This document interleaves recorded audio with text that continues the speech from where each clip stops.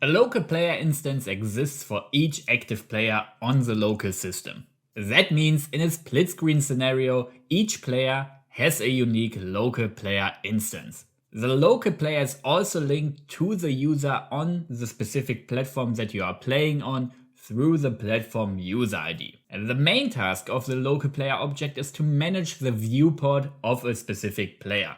Because depending on the split screen scenario, each player has their own viewport on the same screen. However, if we look at the existing local player subsystems, we can see that the local player is also involved in handling the user input for a game, in the gameplay sense, but also for UI interaction. Because of those reasons, a local player and a player controller have a connection established, so that you can easily access the local player from within a player controller and the other way around.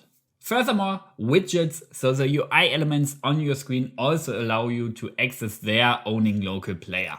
If you decide to create a custom local player class to extend its functionality, you have to update the class inside your project. For that, you have to navigate to the project settings under Engine, General Settings, and then change the local player class to your custom version. Like always, if you have any questions, feel free to leave them in the comments. Otherwise, don't forget to subscribe and see you next time.